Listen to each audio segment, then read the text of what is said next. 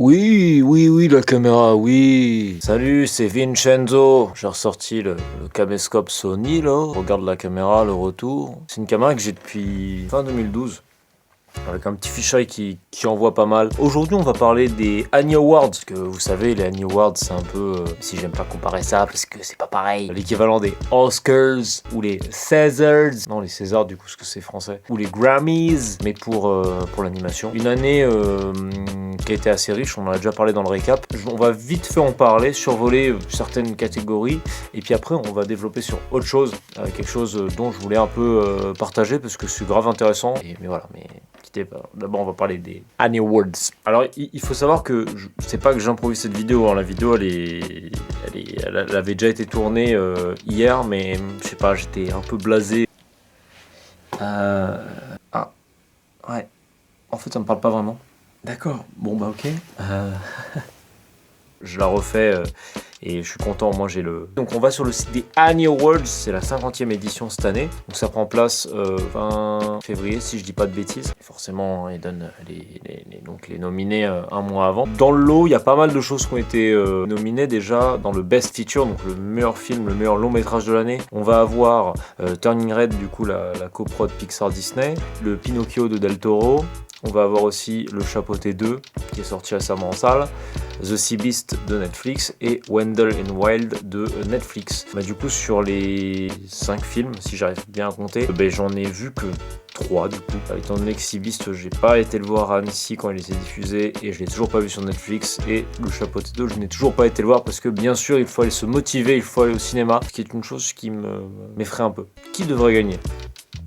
Alors d'après vous, moi j'avoue, j'aimerais bien avoir votre avis dans les commentaires. Moi personnellement, j'ai entendu beaucoup du bien du goût du Chapeauté 2, entre déjà quand je vous en avais parlé là dans la vidéo récap, vraiment des bonnes choses.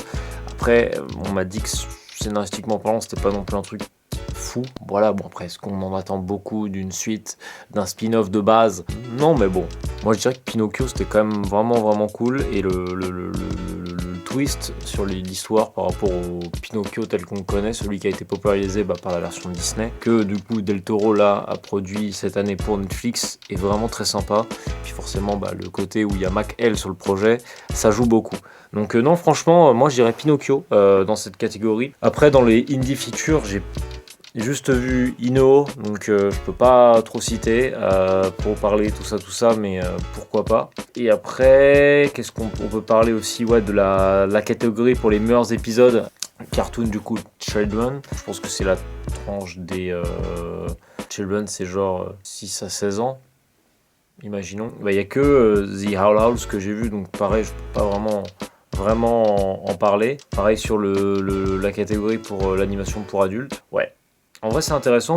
Penchez-vous un peu sur cette petite cérémonie. Il y a vraiment pas mal de choses à faire. Moi, si je pourrais faire mes pics, je le ferais avec très grand plaisir, mais n'ayant pas tout vu. Même si, bon, il y a quand même Au revoir Jérôme dans le Best Student Film. On en avait parlé justement dans le récap, donc je suis assez content de les retrouver là et de voir certaines choses en fait qui reviennent, dont on avait parlé. Intergalactique aussi.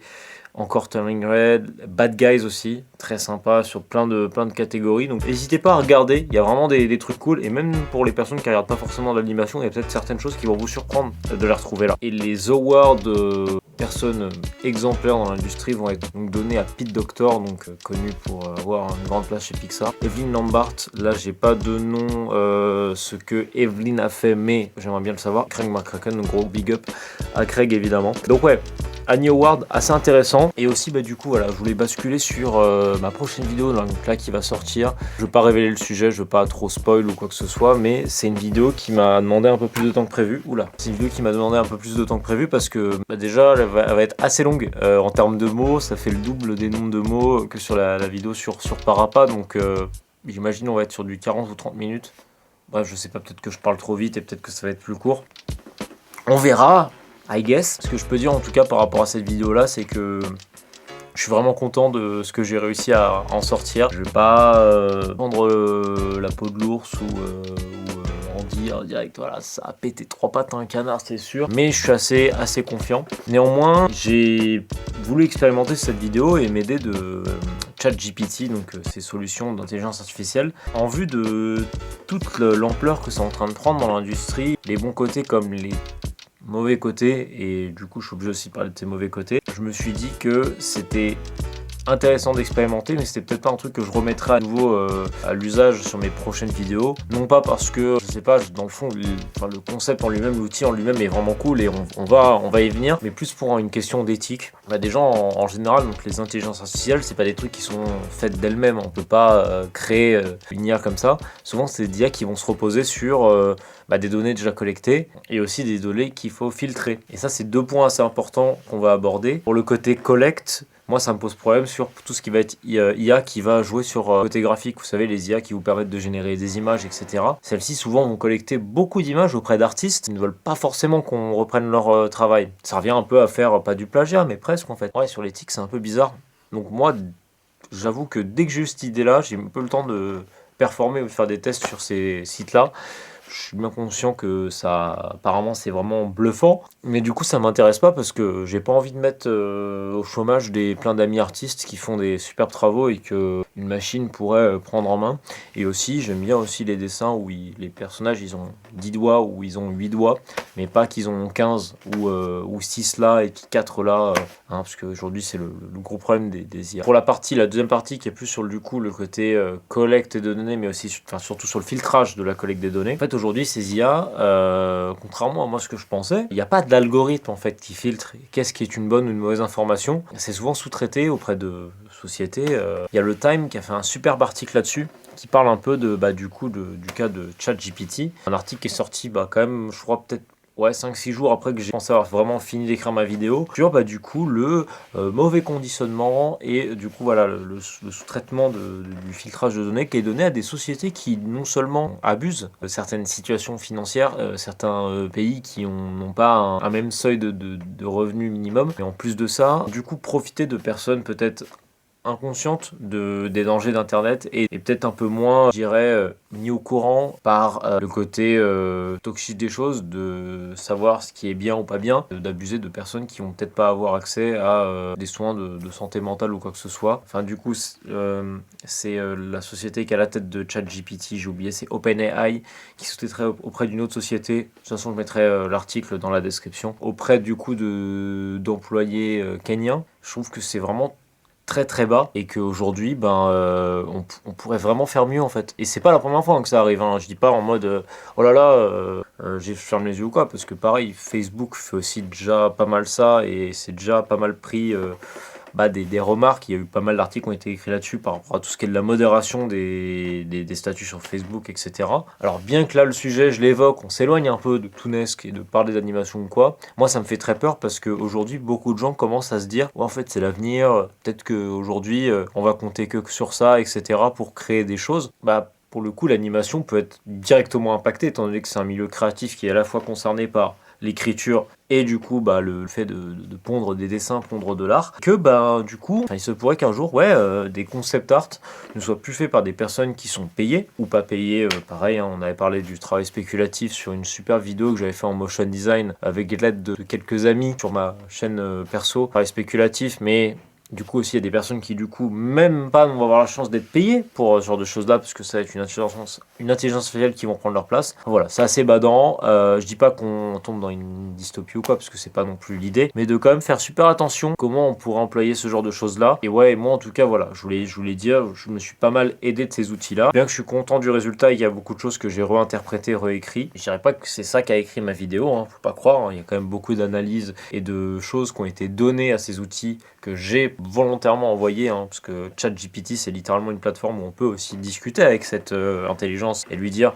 ok j'ai vu ça je suis d'accord, ça je suis pas d'accord avec ce que tu me proposes, etc. J'espère que ça me permettra du coup à l'avenir, directement avec toute cette expérience, de du coup peut-être moi-même faire ce même travail de recherche sans pour autant dépendre de ce genre de choses là, sachant que d'ailleurs comme je le disais, quand même pas mal de choses aussi. J'ai été pas mal confus par ces réponses, qui a aussi pas mal pu retarder mon écriture sur la vidéo. Néanmoins, maintenant la vidéo, je pense qu'elle est quand même plutôt pas mal et qu'il ne me tarde plus que de la tourner, de la monter et de vous la sortir normalement pour les prochains gros formats. Je préfère pas donner de date, mais je sais que ça sera un 26, ça c'est sûr. Merci toujours pour les retours sur Parappa, etc., sur les vidéos et tout, ça fait plaisir. Ça fait quelques temps que déjà que je ressens un peu un réel essor autour de mes vidéos. Beaucoup de gens viennent me voir de plusieurs milieux, etc., de plusieurs cercles d'amis ou cercles de connexion ou d'enjeux, etc. Et vraiment, non, ça me fait super plaisir, mais là où j'étais habitué à le dire avant, par marque de politesse sur internet, sur YouTube, etc., souvent on dit ouais, merci, merci. Là, c'est sorti. Enfin vraiment ça sort tout seul et c'est même plus, j'ai même pas envie d'en jouer ou quoi, j'ai envie d'aller plus loin.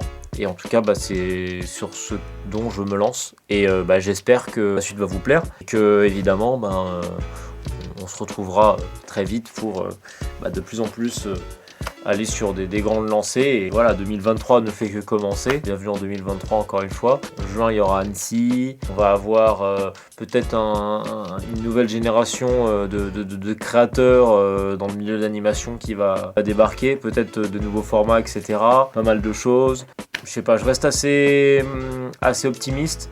Et je pense que le pire est passé, que ouais, même si aujourd'hui voilà, on va avoir des trucs comme Netflix ou quoi qui vont annuler des grosses prods ou des trucs comme ça, ou des Cartoon Network / Adult Swim / Warner va faire n'importe quoi de ses droits, et puis des fois revenir en arrière et faire bon, mais en fait finalement non, on va refaire un truc bien, et puis je sais pas, je pense qu'il faut quand même rester optimiste, et puis de toute manière, il y a déjà une grande culture aussi à regarder et il y a beaucoup de choses à rattraper et moi j'ai beaucoup de choses à vous partager. C'était Vince, merci d'avoir regardé cette vidéo Turbo Express. C'était un débrief un peu plus différent, mais j'avais envie de faire cette vidéo, j'avais envie de partager ça et puis ressortir cette caméra et tout, ça me fait bizarre et c'est trop cool. En fait j'ai limite envie de garder cette caméra juste pour ce format en fait, parce que je trouve que ce côté pas de prise de tête, straight to the point, et l'autre caméra un peu plus quali pour les trucs plus quali. Enfin voilà, on se comprend. Allez, gros bisous, bonne année encore à vous et à très vite, sans doute, j'espère. Allez, ciao.